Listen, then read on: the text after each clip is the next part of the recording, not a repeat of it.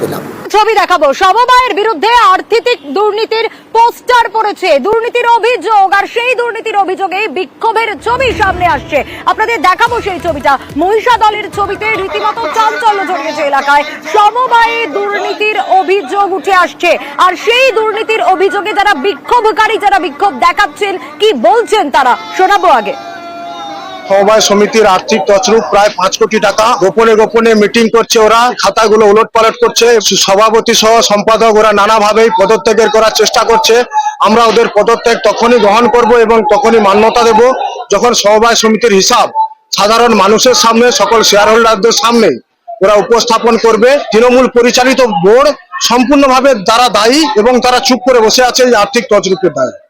তৃণমূল সমর্থিত যে বর্তমান পরিচালন পর্ষদ রয়েছে তাদের নানান বেনিয়ম, প্রত্যেকের মনে একটা ধোঁয়াশা, একটা আশঙ্কার মেঘ জন্মেছে। বর্তমানে দেখা যাচ্ছে যে চাষি মাছ দিয়েছে তারা টাকা পাচ্ছে না। ফিড যে সেন্টারটা চলে সমবায় দিয়ে, সেই সেন্টারে 2 কোটি টাকার মতো উধাও, তার কোনো হিসাব দিতে পারছেন। বর্তমান যে তৃণমূল সমর্থিত পরিচালন পর্ষদ এক প্রকার হিডলারি করছে, তারা আমাদের কোন রকম কথা শুনছে না। আমাদের সঙ্গে সুজিতের কাছ থেকে জানবো। সুজিত, আমরা শুনছিলাম বিক্ষোভকারীদের কথা, কিন্তু এই যে আর্থিক অনিয়ম, বেনিয়মের অভিযোগ উঠে আসছে, কি পরিস্থিতি?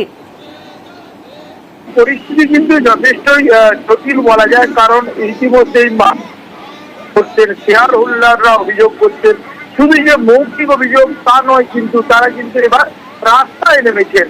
একই সঙ্গে যে বাজার এলাকা রয়েছে, হাট বাজারের মধ্যে দেখা যাচ্ছে সমবায় সমিতিতে দুর্নীতি হয়েছে সে কথা উল্লেখ করে বলা যায় পোস্টার করেছে, এবং সমবায় সমিতির অফিসের সামনে বসে প্ল্যাকার্ড আছে।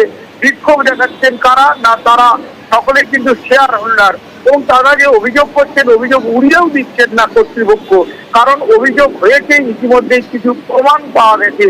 তারই মধ্যে কিন্তু যারা দোষী বা অভিযুক্ত তাদের বিরুদ্ধে ব্যবস্থা নেওয়া হয়নি বলে শুনিয়া অভিযোগ করে কিন্তু শেষমেশ রাস্তায় নামলেন শেয়ার হোল্ডাররা।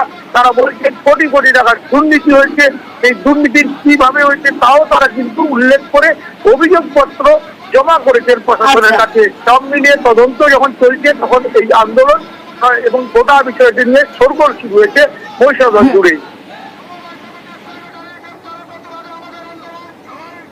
বেশ সুজিত, এবং আর্থিক অনিয়মের কথা স্বীকারও করা হয়েছে সমবায়ের সম্পাদকের তরফ থেকে।